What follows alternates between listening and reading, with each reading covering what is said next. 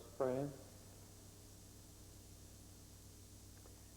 O Lord, we give thanks as legislators for the rich diversity of our history. We welcome the many challenges of the present. We dedicate ourselves to both the present and the future as we join in the service of Alberta and Canada. Amen.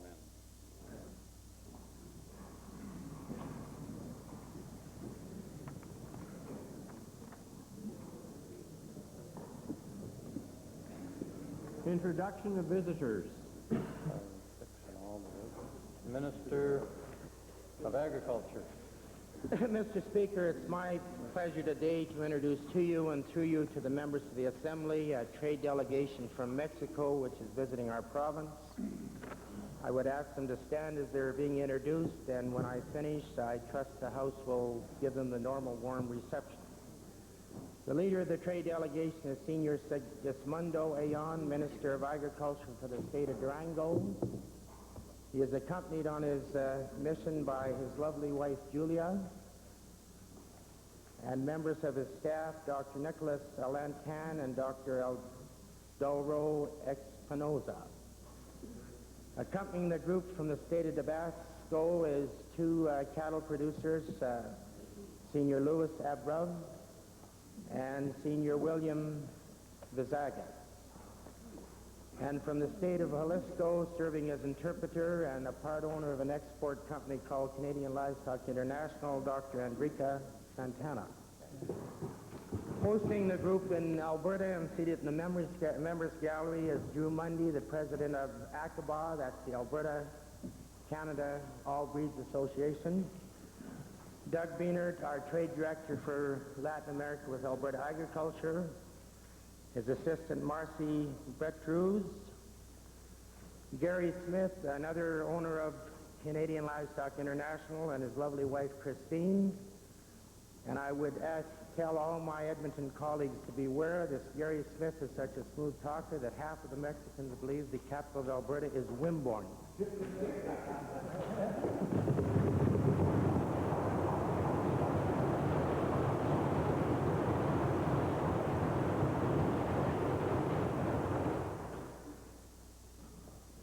Presenting petitions. Reading and receiving petitions. Presenting reports by standing and special committees. Notices of motions. Member for Edmonton Whitemud.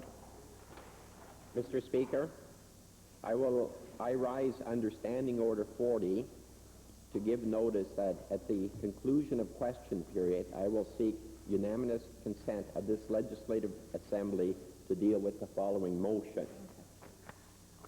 Be it resolved that the Legislative Assembly of Alberta congratulate the federal government for today's proactive and liberal decision to allow Sikh members of the RCMP to wear turbans while on duty.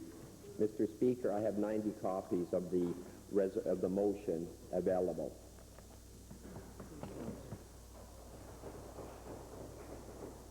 Member for Edmonton, give me a break.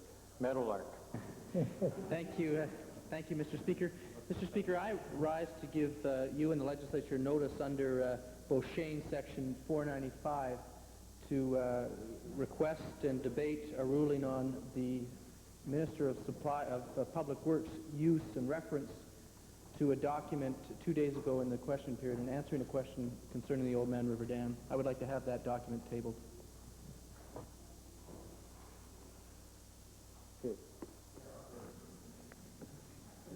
Introduction of bills.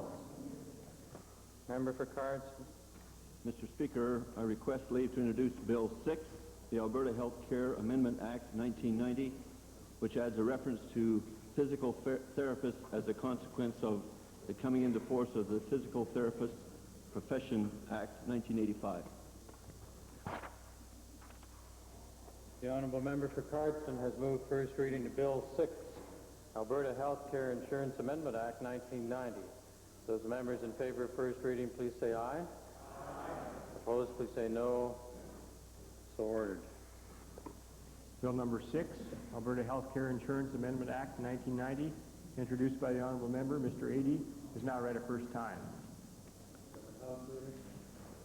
I move that Bill number 6, the Alberta Healthcare Insurance Amendment Act 1990, be placed on the order paper under Government Bills and Orders. Having heard the motion by the Government House Leader, those in favor please say aye. Opposed, please say no. Carried. Tabling returns and reports. Member for Calgary-McCall. Mr. Speaker, it's my privilege today to table the 4 copies of the annual report of the Alberta Alcohol and Drug Abuse Commission for the year ending March 31st, 1989. Member for Edmonton Centre. Mr. Speaker, I'd like to file copies of the New Democrat Official Opposition detailed response to the recommendations of the report of the Advisory Committee on Utilization of Medical Services, otherwise known as the Watanabe Report. Solicitor General. Thank you, Mr. Speaker. I'm pleased to table today 4 copies of the 65th annual report of the Alberta Liquor Control Board. Member for Grand Prairie, followed by the member for Calgary Mountain View. Thank you, Mr. Speaker. As Chairman of the Northern Alberta Development Council, I wish to file the annual report for 1988-89 for that council.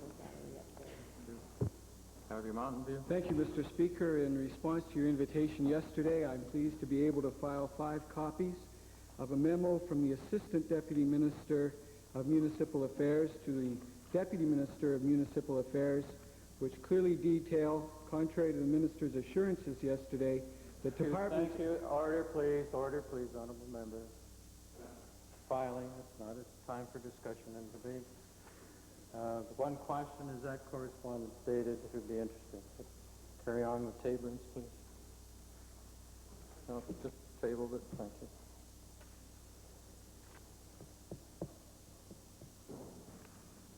Introduction of special guests. Minister of Transportation and Utilities. Mr. Speaker, it's my pleasure to introduce to you and through you to the members of this Assembly 28 students from grade 9 in the high-level public school. That's in the center of the largest constituency in the province of Alberta. They are accompanied by 2 teachers and 2 parents. The teachers are Miss Kathy Solomon, Mr. Jason Crawford, the parents Mrs. Kim Roth, Mr. Egan Schwertner, and their driver Abe Martins. And I would ask them to stand and receive the warm welcome of this Assembly.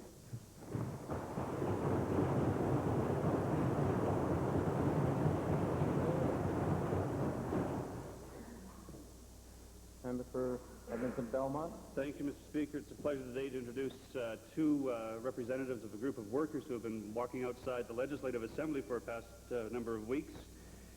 Joe Martha from Slave Lake and James Krasnowski represent the Ziegler workers. They're in the gallery. They're standing. I'd ask the House to give them the usual warm welcome.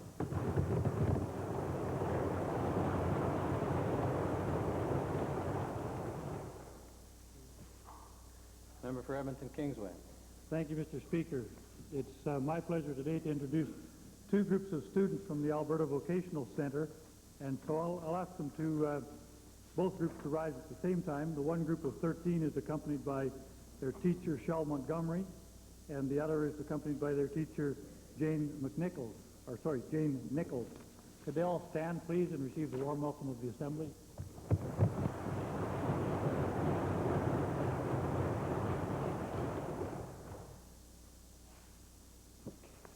Ministerial statements. Oral question period. Yes, Mr. Speaker, I'd like to direct my first set of questions to the Premier. Mr. Speaker, earlier this week, the Premier admitted that the Old Man River Dam decision had implications for other projects, and I believe that was confirmed by the Attorney General, who also said it had ramifications for all projects in Alberta. Mr. Speaker, to put this in perspective of what's been happening the last week or two, first of all, we had the LPAC Review Board recommending that all projects be subject to environmental assessments with public hearings. Then we had the Federal Court of Appeal, no less, telling Alberta that EIA process didn't provide for full public participation. And now we have the government's own EIA task force saying public involvement must be embodied in all phases of the EIA process. Right on. Mr. Speaker, my question to the Premier is this. Why doesn't this government wake up and admit now that full public hearings are necessary in all projects that have environmental implications? Mr. Speaker, the Honourable Leader of the Opposition may have noticed the government's commitment in the throne speech. Mr. Speaker, the throne speech doesn't mean anything, Mr. Speaker, when you go ahead and say that you're going to go on with these projects regardless of the environment, Mr. Speaker. And you flaunt the law, Mr. Speaker. And my question is, and very specifically to the Premier then, as the results of this came out from the Minister of the Environment yesterday, is he saying then that he agrees with these recommendations that says that any project, now or in the future, has to have public hearings, Mr. Speaker? Mr. Speaker, as the Honourable Member should know, that the government seeks input from many parts of this province and all the people we can. And the Honourable Member, when there are lots of input and there's lots of change going on, should try and maintain his stability. Mr. Speaker, don't panic. The government will bring forward the legislation that deals with the matters that are necessary in this province. Mr. Speaker, there is reason for panic. You've given a third of Alberta away, Mr. Speaker. What's the talk about environment if you're not going to follow through, Mr. Speaker? And my question, if this Premier cares about the environment and he also wants to obey the law, I ask him a straightforward question. Will this government now then stop the construction on the Old Man Dam and call a moratorium on all pulp and paper projects until proper EIAs are held, Mr. Speaker? Mr. Speaker, the government does obey the law. The second part of the Honourable Member's question does not flow from the first part of his question. I ask him to have his researchers do a little better job of preparing those questions. I always welcome the questions of the Honourable Member, Mr. Speaker. In terms of the second part of his question, no. Supplementary. That shows a commitment to the environment from this Premier, Mr. Speaker. Right. No more rhetoric from you. That's right.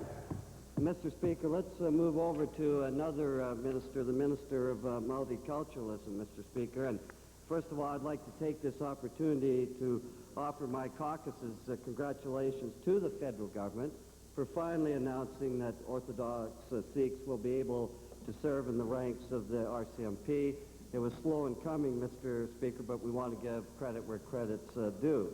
Mr. Speaker, but it is disconcerting, and I hope it is to all members in this province, to see the intolerance towards visible minorities that is developing, Mr. Speaker. And the fact is that racist pins, calendars, and shirts have become big business in this province, Mr. Speaker. And I want to say that, unfortunately, the minister has been strangely silent on this issue, Mr. Speaker. Now, my question is to the minister. Why hasn't the Minister of Multiculturalism been much more forthcoming in condemning racism in this province? Hear, hear. Well, Mr. Speaker, I'm honored to be the subject of a question from the Leader of the Opposition, I must say, and I concur with him that I am glad that the Federal Solicitor General has finally made a decision on the Sikh RCMP issue. As a matter of fact, I wrote the Federal Solicitor General. I can make copies available of the letter that I sent to him, urging him to make a speedy decision on this issue, and I'm glad that he has done that.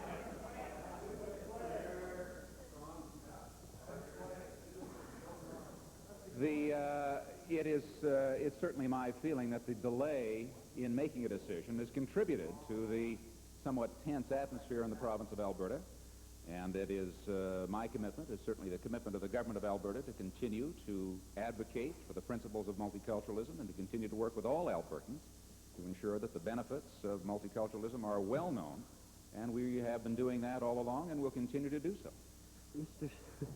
Mr. Speaker, in all due respect to the minister, that's not how visible minorities feel about this minister's role, Mr. Speaker. That's right. That's right. Now, Mr. Speaker, rather than talk, I want to ask this minister, what specific initiatives is he prepared to tell us about today that he is going to undertake to overcome racism in this province right now, Mr. Speaker?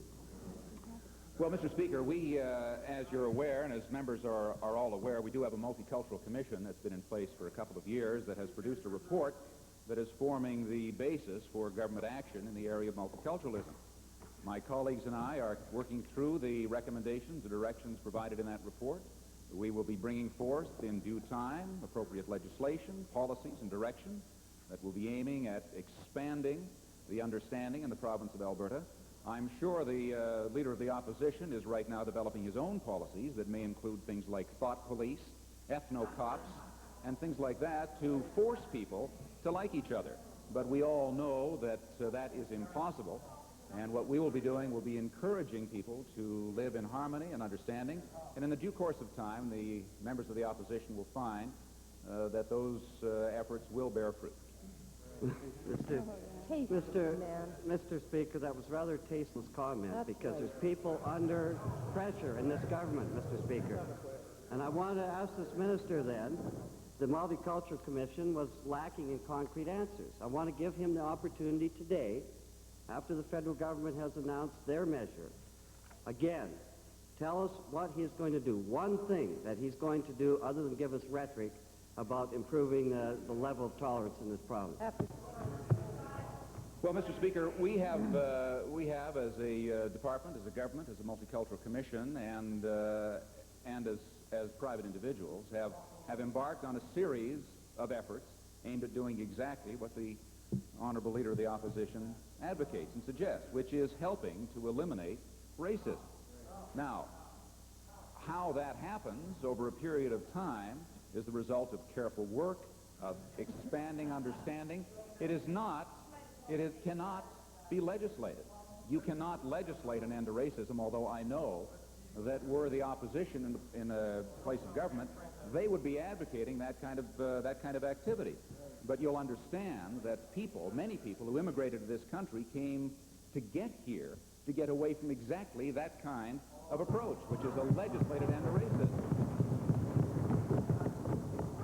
The approach of this government is to continue to foster understanding through discussion, through working together, through drawing our diversity together, to have an opportunity to exchange views and develop a basis of understanding, not by legislating thought. Okay.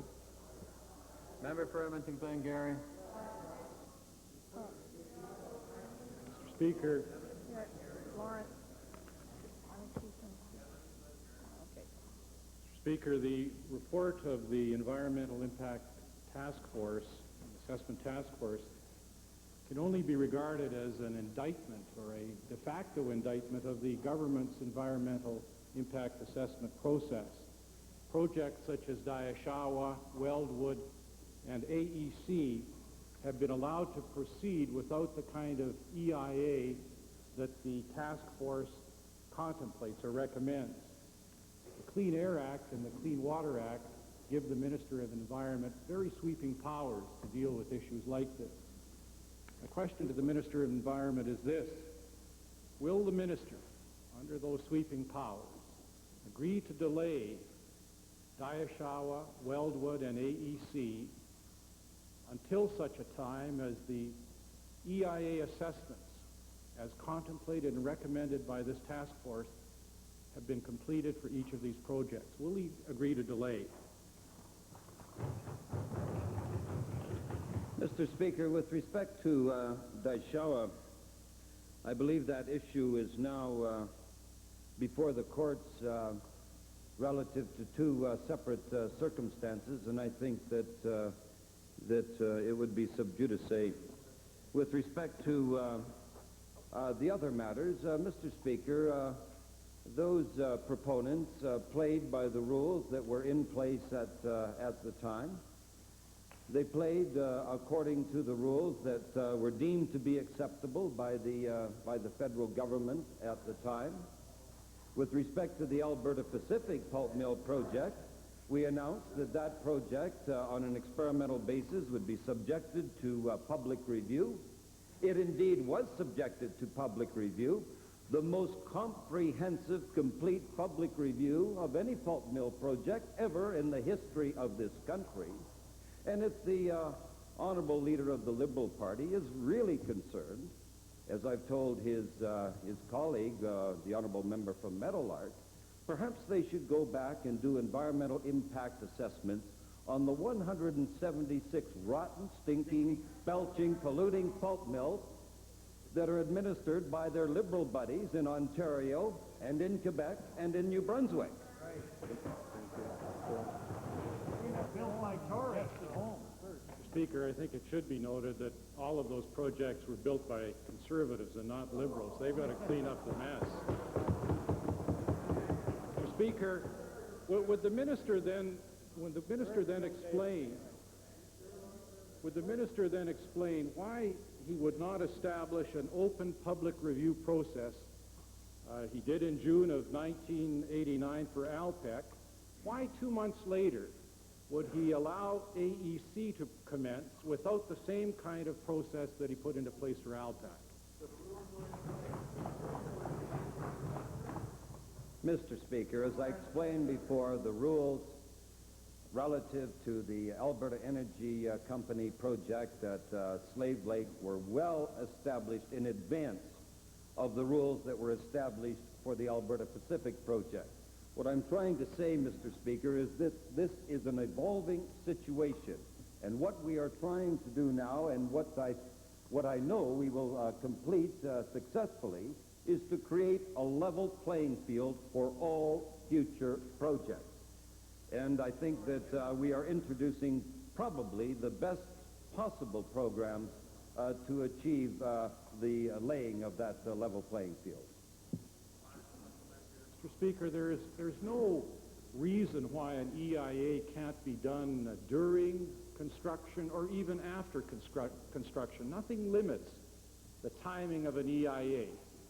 Will the minister agree at least, to do an EIA as construction is going forward on these other projects, so at least we can mitigate, we can fix the environmental wrongs that are going to be done to the environment, if there are those wrongs?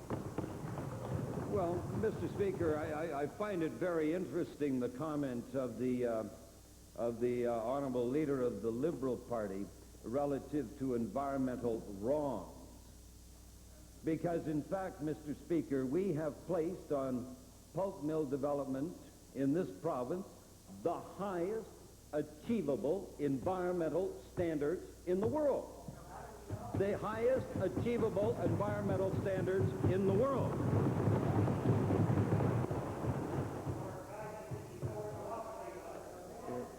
Member for Banff Cochrane, Mr. Speaker, I have campaigned aggressively and consistently, both here in Edmonton and in my constituency of Banff Cochrane since my election, on the matter of fiscal responsibility. With the federal budget cuts to transfer payments, due to the fact that the revenues that have been generated, thank you, Mr. Speaker, the revenues that have been generated in this province that have not increased substantially since 1985, there is considerable concern in my constituency in Banff Cochrane as to whether this government will be able to achieve its pledge of a balanced budget by 1991 and 1992. This concern, Mr. Speaker, is heightened by an impatience that is growing every day in my constituency because we do not as yet have a date established for the introduction of this year's budget. My question is to the provincial treasurer. Will the provincial treasurer commit to this House today that he will prove the resolve of this government to balancing its budget by 1991-92 by reducing significantly the deficit in this year's budget? No. Honourable Minister. I'm sure we'll hear about the budget when the budget comes down, but if you'd like to dance around that, Mr. Treasurer, go ahead.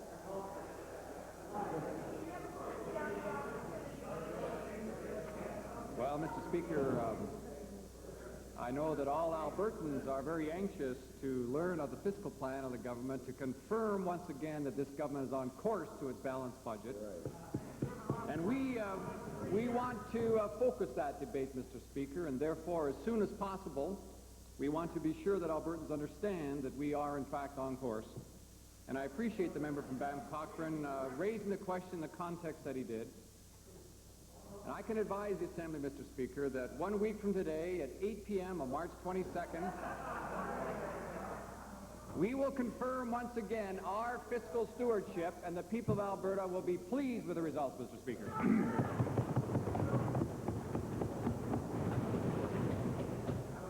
It's interesting to me, Mr. Speaker, that the opposition does not seem too concerned about the budget until after the budget is out, and then they just love to have their go at it, but they're not concerned about what Albertans are concerned about, and that is what this government is doing in a productive sense to improve the economy of this province. My second question...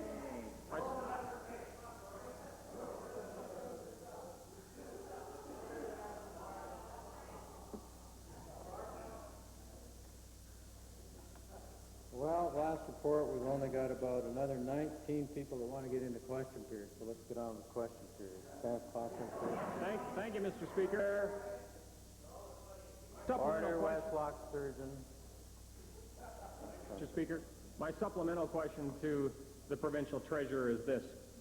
Albertans are not prepared to see their deficit and the balanced budget achieved by an increase in taxes, Mr. Speaker. I would like to ask the provincial treasurer, in fact, demand of the provincial treasurer today, that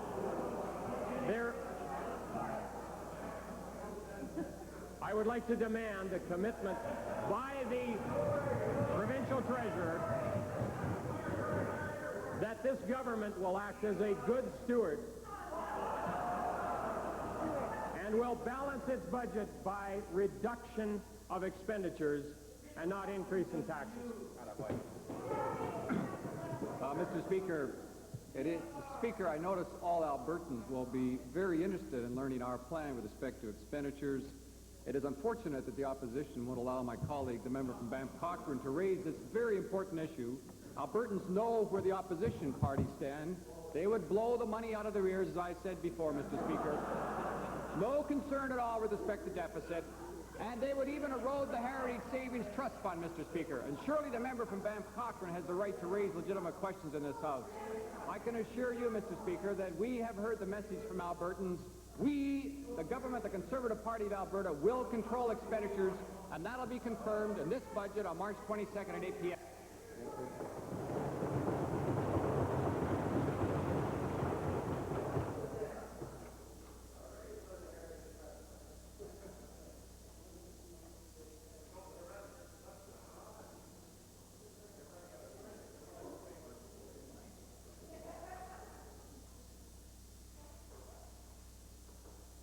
Edmonton Belmont. Thank you, Mr. Speaker. Over the last number of months, MLAs have had the opportunity to witness Ziegler workers who have been on strike for 4 years in Slave Lake and 2 years in Edmonton picket outside the legislature. Today we have the potential of another protracted lockout at Lakeside Centennial in Calgary solely due to this government's sanctioning the use of replacement workers. I'm wondering if the Minister of Labour could define or explain the government's belief of fairness and equity when one side has the opportunity to be locked out or go on strike and not have any income, while the other side is allowed to continue on with its production and its profits. Mr. Speaker, it is indeed a sad day in Alberta when a strike goes on for 4 years in one place and 2 years in the other, and I think it grieves all of us here in this House to see people suffering as a result. Nevertheless, there comes a time when the framework which allows the negotiations to occur, there comes a time when the responsibility is on the two parties to come to a settlement. And unfortunately, in the Ziegler case, which the honourable member has raised, the two parties are stuck on a point of principle, and I'm afraid we have to leave them free to disagree in this case, although we are urging both of them, both sides, to come to an equitable agreement. But I must point out, Mr. Speaker, that in the case of Ziegler's, if that strike had commenced under our current code, instead of the act that we had replaced, there would have been protection for those very people who are in front of our legislature day after day. because now replacement workers are not given the only option after a strike is settled. A striking worker is given protection for his job when a strike is settled. They would have been further ahead under our current code. Right. Well, Mr. Speaker, maybe we should just look at some of the facts and try and examine what is fair.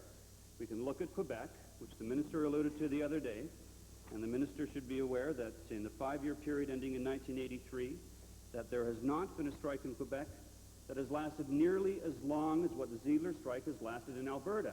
The longest strike in Quebec has been 8 months. Would the minister now agree that the labor laws are grossly unfair and unjust and amend the legislation to get rid of the use of replacement workers during an industrial dispute? Mr. Speaker, it is not the legislation that is preventing these two sides from coming to a conclusion. It is the parties themselves that are refusing to agree. And in this case, as I've said, because it's a fair and democratic tradition, is to allow free people to negotiate and come to a settlement together. And as I've said, we've urged both sides in this case, and we are disappointed that they have not done so. But the responsibility for negotiating and settlement is on the parties that are involved.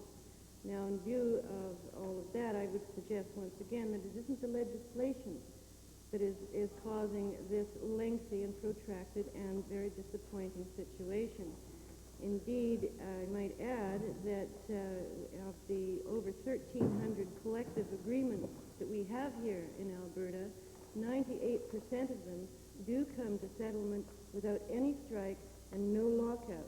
And when you get that high a success rate, you have to say that the legislation is not contributing to an anomaly such as the Ziegler situation. There are other factors at work here that are preventing a settlement.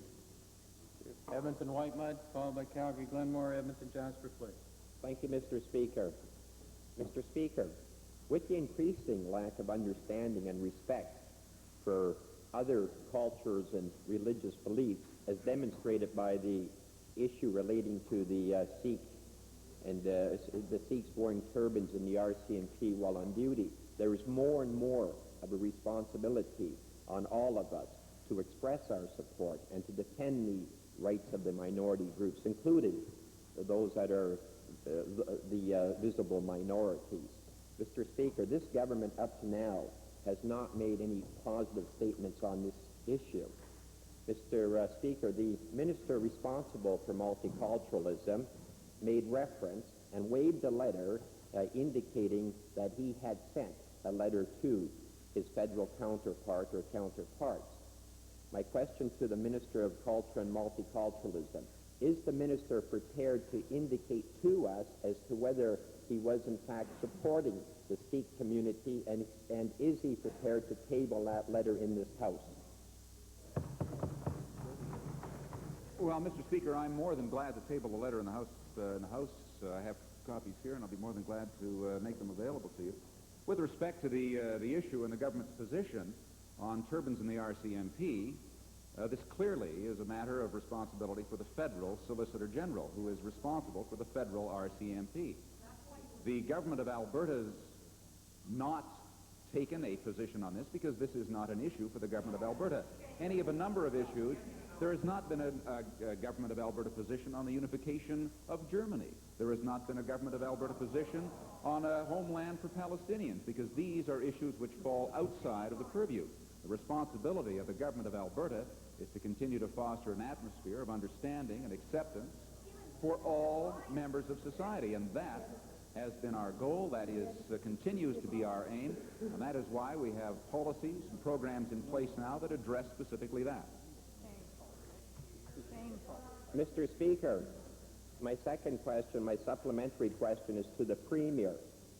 Mr. Premier, as your minister responsible for multiculturalism is not prepared to defend a minority group of Albertans, are you, as the Premier of this government, prepared to express your government's support to this visible minority group?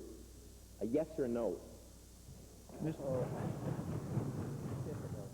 Speaker, the honourable member is being surrounded by 2 or 3 lawyers over there and is now trying to act like that profession.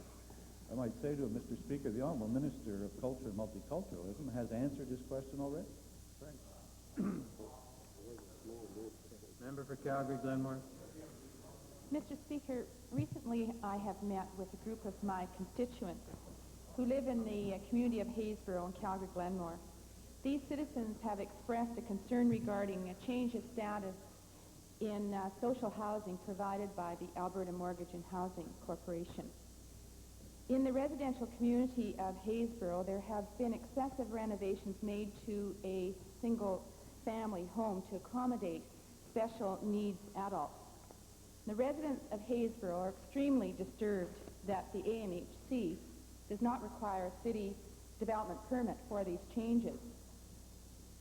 And this is out of the province's jurisdiction, and the province is exempt from the city bylaw when these changes are made. I would like to direct my question to the Minister of Municipal Affairs, and if he could assure the citizens of the Haysboro community that there would be some communication, input, and knowledge before these changes were made. Mr. Speaker, I certainly appreciate the question that is raised by the honourable member. First of all, the empathy that the honourable member has for the special needs people in the Haysboro community and other communities of this province. And I want to assure the honourable member so that she can assure her constituents and community that we're prepared to review the process that we have used in terms of providing special needs housing in a community, and certainly will look at that aspect and involve the community in the discussions prior to any major changes being made to special needs housing in that respective constituency. Thank you, Mr. Speaker. I wonder if the Minister could elaborate and perhaps establish a policy governing these changes that may occur throughout the community in Haysboro as well as the province when there are significant renovations made to social housing. Mr. Speaker, I think that's a very good suggestion of the honourable member. Within the Alberta Mortgage and Housing Corporation, we started a review of all of our programs on November the 1st, 1989, and this certainly is one of the aspects, but I think this one needs special consideration. And what I'd like to suggest, Mr. Speaker, to the honourable member is that I would like to invite her to become a one-person task force to review this specific policy as to how we implement special needs housing into communities. And if she would accept that, I would prepare the details and material so that a recommendation could come back to me as minister responsible in that area. Honourable member for Edmonton Jasper Place. Thank you, Mr. Speaker. My question is the Minister of Forestry, Lands and Wildlife. As part of its license requirement, Procter & Gamble is required to immerse live fish within pulp effluent. If the fish live, things are pretty good. If they die, well, not so good. I have some test results. It appears that on at least 4 different occasions, the most recent of which was in March of 1989, a majority of the fish died. My question to the ministers responsible for fish and wildlife is, in view of the demonstrated toxicity of ordinary, regular Procter & Gamble effluent, I'd like to know what action he took as the minister responsible for the fish on the illegal dumping of, I'd say, something in the neighborhood of 200 tons of additional waste solids from Procter & Gamble with the knowledge and blessing of Alberta Environment. Mr. Speaker, I've explained before in the Assembly that the responsibility on the quality of the water in the river system falls under 3 departments, one being a provincial Department of Environment, the other one being Fisheries and Oceans, and the other one Health and Welfare Canada. The Minister of the Environment may wish to answer the honourable member's question. Well, Mr. Speaker, I've said that entire matter is under review, and the honourable member from Jasper Place might have noticed that today because it was in the newspaper, and that's where they usually do their research. But, Mr. Speaker, relative to this whole issue of chlorinated organics, I would like to quote from the Alberta Pacific Review Panel report. And I quote from Section A2, where it says, "In fairness to governments, it must be noted that the presence of toxic chlorinated organic compounds in pulp mill effluent has only recently been detected. And I would like to go on further to quote from Dr. Schindler. He made these statements at a town hall meeting in Athabasca when we announced we were going to put the Alberta Pacific pulp mill on hold pending further detailed studies. And Dr. Schindler said, one other one with respect to the chlorinated organics in particular, I don't think you can really fault anyone. I think the scientific community in general was rather caught by surprise in the mid-1980s when dioxins and furans were discovered in pulp mill effluent. And I think both environmental agencies and the industry have moved very rapidly to try and eliminate those. For example, Alberta Environment by 1980... Please. Order, please. I hesitate to interrupt the minister, but I think that maybe the member has received the message from the minister. The honourable member for Edmund Jasper, please. Once I'd like to receive the answer to a question from that guy. Specific question to the minister responsible for the fish. On March 13th, 1989, a Grand Prairie resident filed information with the RCMP about alleged harmful alteration, disruption, or destruction of fish habitat in the Wapiti River. Under federal provincial agreement, it's fallen upon his department to investigate those allegations. I would like to know why the minister's department has refused a request for some $60,000 by local fish and wildlife officers to conduct that investigation. Why have you failed to fund the investigation? Good question. Mr. Speaker, I'm not aware of it. I'll check into it and report back. The honourable member for Calgary McKnight. Mr. Speaker, today the Supreme Court of Canada in a landmark unanimous decision declared that Alberta's legislation with regard to Article 23, of the Charter of Rights and Freedoms, which deals with minority language education rights, does not assure the full realization of those rights. Specifically, that the School Act Regulation 49082, of which I have a copy, in which school boards get to make the final decision, is unconstitutional and violates Article 23. The decision also declared that Article 23 includes the rights of Edmonton Francophone parents to manage and control their own schools, and that this right may be exercised through existing school boards. My question is to the Minister of Education. How will the Minister restructure Edmonton school boards to assure the guaranteed representation and guaranteed decision-making powers granted to Francophone parents in the decision? Well, Mr. Speaker, first of all, let me say I welcome the decision by the Supreme Court of Canada because it shows that our school board, that our government, and some school boards in this province have been on the right track in providing Francophone education to students and families who are entitled to it under the Act.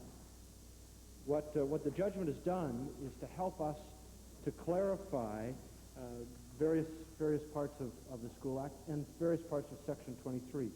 For instance, the management and control of those schools that students attend, that has been clarified, as well as the English language education provision within the School Act. And, Mr. Speaker, it is a complex and very weighty and an important decision, as the honourable member has suggested. We will review it and spend some time reviewing the detailed judgment, Mr. Speaker. Once we've done that, we will consult with a number of groups around the province, including Francophone parents and the Francophone associations, and then we will make a decision, Mr. Speaker. Mr. Speaker, I believe that Francophone parents have had enough stalling, that the decision is clear, and I would ask that his government immediately amend Regulation 49082 to make it consistent with Article 23 of the Charter. Mr. Speaker, Francophone parents also know that they have a school, in fact, two schools in the city of Edmonton, two schools in the city of Calgary. And when I speak with Francophone parents and listen to them talking very proudly of those 4 schools that I'm talking about, they're very proud of the efforts and the initiatives not only of our government, but of the 2 Catholic school boards in Calgary and Edmonton. As for the English language regulation, Mr. Speaker, that is something the Supreme Court has definitely commented on. And it is also said that it is up to the provincial government, to the province, to make it clear just how English language education fits within Section 23 of the Charter of Rights. Because in this province, in the province of Alberta, children learning the English language fits 100% with the values and the customs of the people of this province. And our children, students in our schools, must be competent also in the English language, and we want to ensure that that is the case in our schools, Mr. Speaker. Member for Vegreville. Thank you, Mr. Speaker.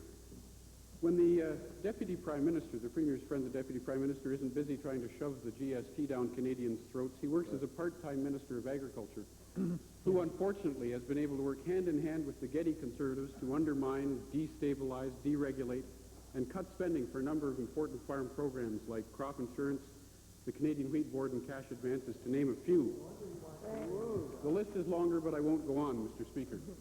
Given that these callous actions have resulted in our own province's Department of Agriculture predicting a 54% decline in net farm income for our producers this year, I'd like the Minister to stand up and tell us what negotiations he's had with his federal cousin with respect to immediate action on the serious income problems facing Alberta farmers. Mr. Speaker, it's obvious that the honourable member from Vegreville is having difficulty communicating with his member of Parliament, so I will clarify a few things for him. I don't recall the elimination of the advances. I recall a significant increase in the amount of cash advances a farmer can get in this country. Granted, there is an interest rate tied to it now, but there was certainly no elimination of the cash advance program. We, as a province, are participating to a greater degree in the Alberta Hail and Crop Insurance Program because our producers desired some very much needed changes and enhancements to that program. Our producers are still participating at the same level, but we as a provincial government on their behalf chose to participate to improve the program. My department has not forecast a 54% decline in farm incomes in 1990. That forecast was made, I believe, by Stats Canada. I don't detect too much confidence in the farming community and the accuracy of that forecast. The farmers that I'm running into in most areas of the province today are very enthused, setting their spring work plans, are not delving in doom and gloom, and probably are not talking to the honourable member for Vegreville. Well, it's unfortunate the Minister of Agriculture doesn't feel a little bit more genuine concern for what's going on out there. Hear, hear. But farmers have learned from experience, Mr. Speaker, that Conservatives traditionally pay attention to the real needs of rural Albertans only when it's election time. I'd like to ask him specifically, given that Don Mazinkowski has made some vague promises of federal funding programs to his friend Grant Devine, who may be facing an election in the next month or two, to help save his political skin, I'm wondering if the Minister can tell us whether or not he's met with Mr. Mazinkowski to make it clear to him that Alberta producers deserve at least the same kind of consideration as Saskatchewan producers. Mr. Speaker, I think it's fair to say that one of the task force struck following the Agri-Food Policy Conference in Ottawa in December was to look at agricultural income. There have been discussions over the winter and assessments made of the farm income situation, and yes, I have had discussions with the Honourable Don Mazinkowski.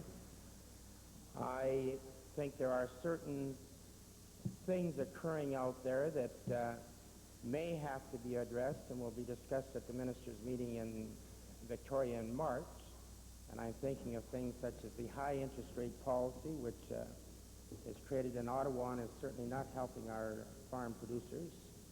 I'm thinking of things like the Export Enhancement Program, and the trade war between the USA and the European Common Community, which is holding our prices down. And my friend from Vegreville should know that that has nothing to do with the free trade agreement. So yes, the matter is being assessed. Discussions are ongoing, but I repeat, I detect in most parts of this province an enthusiasm among our farm producers. Member for Smoky River. Thank you, Mr. Speaker. Yes, indeed, today's Supreme Court decision is one that's very significant to the residents of Smoky River, as we have one of the largest Francophone communities in all of Alberta.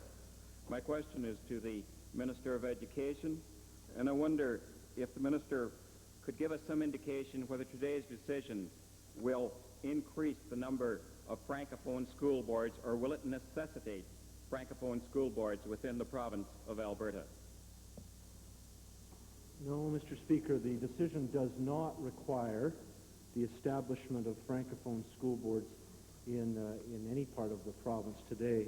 It speaks rather uniquely of a sliding scale of services and extension of rights, depending upon the important provision in the Charter, Mr. Speaker, about where numbers warrant, and that where numbers are small or few, but where they warrant instruction, that shall be provided.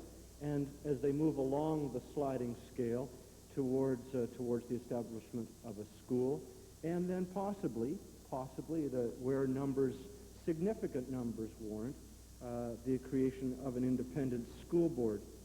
But it comments most favorably, Mr. Speaker, because the Supreme Court was asked to.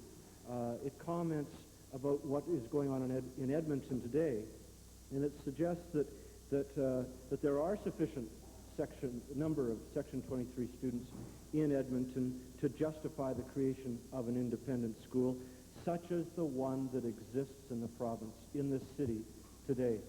So, in a nutshell, Mr. Speaker, the judgment looks at the sliding scale, and where numbers warrant, that's how we deliver the services to those students and their families. Thank you, Mr. Speaker. A further question to the Minister of Education regarding the timelines for implementation of today's Supreme Court's findings. Could you give us some insight as to what timelines you feel that you'll be developing to develop the points that were raised by the Supreme Court?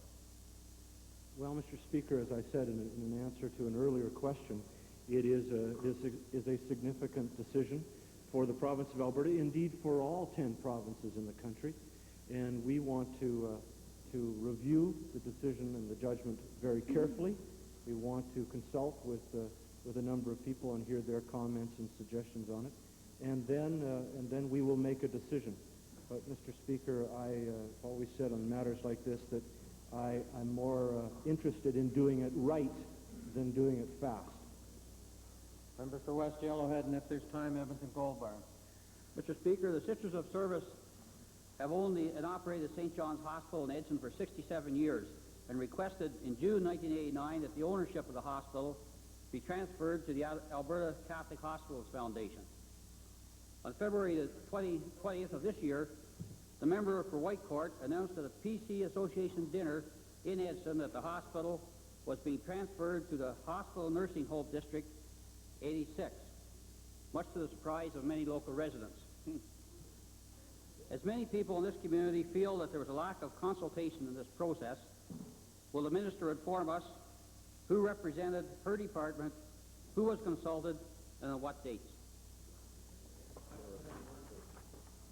Mr. Speaker, I would like to respond to... Is there unanimous consent to complete this series of questions? Opposed? Carried. Thank you. Honorable Minister of Health.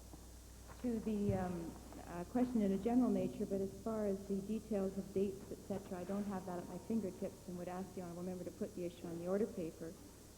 The need for a change of ownership in the Hospital of St. John's was precipitated by a request from the Sisters of Service to withdraw from that ownership. And as a result of that request from the sisters, the province exercised its right to determine to whom the facility would be transferred. I asked my deputy minister to consult with many people in the community, including the Catholic Hospitals Foundation, the Hospital District 86, elected officials from several municipalities surrounding Edson, including Edson, and interested individuals who took the time to advise us of their opinions. In light of the fact that the minister has to date shown little respect for the wishes of the local residents, which now apologize to those people in the communities and the residents that she so much offended. Well, Mr. Speaker, the issue of consultation was a very important one that we followed to make a very difficult decision. Certainly, as a government, we concluded that the long-term objectives for health care in the Edson area would best be complemented by one board operating both the long-term care and the acute care in the facility. Certainly, I regret the sisters' decision to leave St. John's Hospital because, in fact, they have provided wonderful service to Edson and the surrounding community. But I must say that I am surprised at the line of questioning being taken by the New Democrats on this particular issue, because this is the party who has consistently argued against any kind of private role, private interest in our health care system. And here they are completely turning around when we get into the issue. Shame. The second point I would like to make is, where was the MLA when this decision was being made? He was in the weeds, Mr. Speaker. He was in the weeds saying, which way is the province going to go? Right. Are they going to go with the Catholic Foundation, or are they going to go with the municipality? And when he found which way the province was going to go, he took the exact opposite point of view. I'm not sure that's leadership for a community that he alleges to represent. Terrible.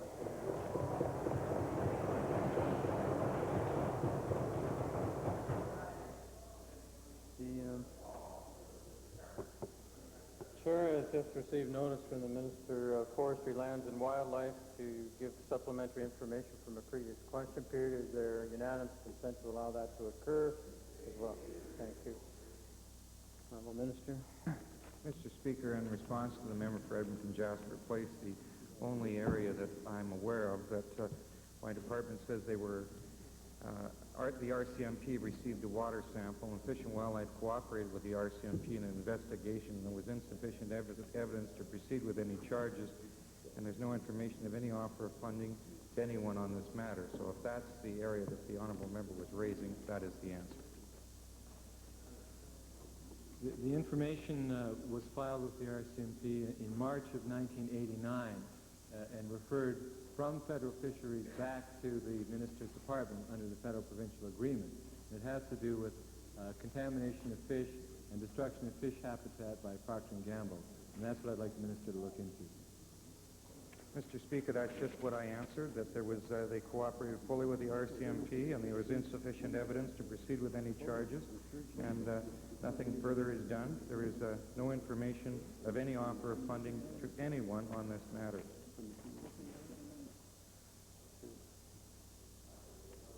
The Chair wishes to inform the House that the Chair has reserved accepting the tabling earlier today of a letter submitted by the member for Calgary Mountain View until further consideration has been given to the matter.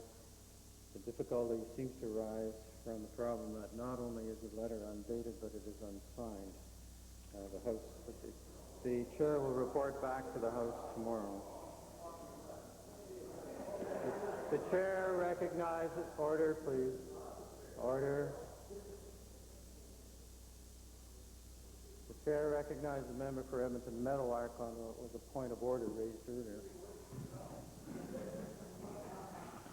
Thank you, Mr. Speaker. Mr. Speaker, my point of order addresses Section 495 of Beauchene, where it says a minister is not at liberty to read or quote from a dispatch or other state paper not before the House without being prepared to lay it on the table. And I note that on March the 13th, 1990, the Minister of Public Works made this statement: the interpretation provided to me by legal counsel makes it very, very clear, I repeat, that the court document, quote, contains no decision or order halting construction of the Old Man River Dam, unquote. It's very important that we in this legislature see that document so that we have the chance to understand the thinking of whoever it is that gave that minister that opinion, and so that we can determine whether, in fact, the lawyer who gave him that opinion was the lawyer who lost the case in the first place. The Minister of Public Works Client Services. Well, Mr. Chairman, I really appreciate the question. I would ask all members if they wouldn't mind to obtain a copy of Hansard of March 13, 1990, Mr. Speaker, because I think it's very important. If you look on the right-hand corner of the text on page 49 of Hansard, there is the statement. The interpretation provided to me by legal counsel makes it very, very clear, I repeat, that the court document, and then, Mr. Speaker, in quotation marks, contains no decision or order halting construction of the Old Man River Dam, in quotation marks. Now, Mr. Speaker, Hansard reports on every word that's uttered in the Legislative Assembly. There is nothing in Hansard that says, and I quote. So, Mr. Speaker, I do not know the basis in which the Hansard editors would have put that statement in quotation marks. But I would, however, Mr. Speaker, refer you and all other honorable members to page 45 of this same Hansard. And if you look down the right-hand corner, there's a response, and it says, Mr. Kowalski. It says, Mr. Speaker, the right thing is to abide by the decision of the federal court, and I want to repeat. The judgment issued by the Federal Court of Canada today in Ottawa makes it very clear that the federal court document, and then my response goes on, contains no decision or order halting construction of the Old Man River Dam. Those words are not in quotation marks. Yet, 4 pages later, a statement made by me, identical words to the ones contained on page 45, are put in quotation marks. And Mr. Speaker, I did not at that time say, and I quote, and I did not ask for this phrase to be put in quotation marks. So as best as I can understand what's happened here, Mr. Speaker, by the editor of Hansard, is that they have taken a statement that I made in page 45.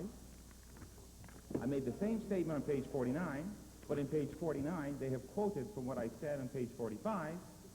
And Mr. Speaker, if there's a document, the only document is the one that is Hansard listed on page 45.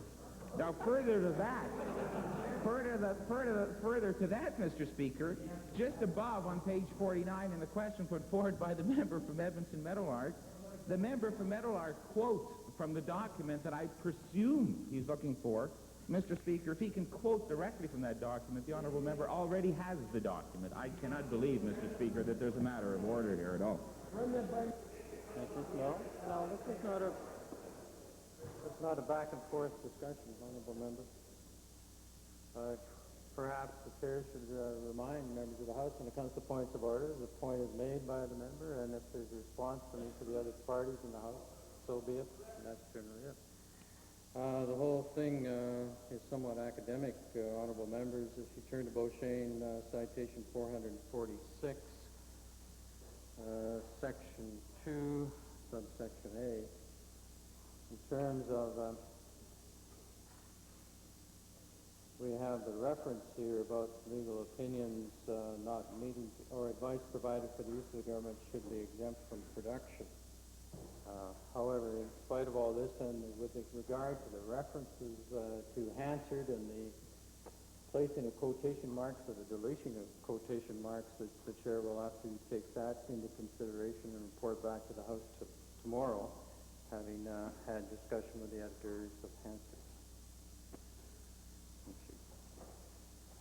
Now, under Standing Order 40, the member for Edmonton Whitemark. Mr. Speaker. Urgency. I have to read the motion first. Mr. Speaker, I will move, be it resolved, that the Legislative Assembly of Alberta congratulate the federal government for today's proactive and liberal decision to allow Sikh members of the RCMP to wear turbans while on duty. Speaking to the urgency of the matter, Mr. Speaker, it is obvious, and I believe all of us would agree here, that we are faced with a situation, a very urgent situation, where we see growing intolerance and we see it on a daily basis. We see an increasing lack of understanding and respect for members of minority groups, including the visibly minorities. And this is, of course, demonstrated to a large degree by the question of Sikh members of the RCMP and their desire, and right now, to wear turbans. What happens is when we, as members of the Legislative Assembly, sit back and remain silent, it creates an uncertainty about what minority rights are all about and what members of the visible minority can expect of us. Your honourable member, back to urgency. Standing Order 40 is very specific. Urgency, please. Speaker, my concern is that if we are not prepared to deal with this matter urgently, to demonstrate our support, to deal with it today, when the decision has been made by the federal government, we miss the opportunity, and I believe the key opportunity, to demonstrate our support and to show that we are prepared to defend the ethnocultural groups and the rights of visible minorities. Otherwise, Mr. Speaker, without the urgency of dealing with this item, we allow a situation that intolerance, that lack of understanding and respect continues to grow, it continues to mount, and it's damaging to all of us. It's damaging to Alberta as a whole. On that basis, I feel it is a very urgent matter. All those members who believe that this is an urgent matter, please say aye. Opposed, please say no. No. Motion failed. Honourable members, the issue is important. The question was Standing Order 40, urgency. Orders of the day. Written questions. Mr. Speaker, with regard to written questions, I can advise that the government is not prepared to accept question 145.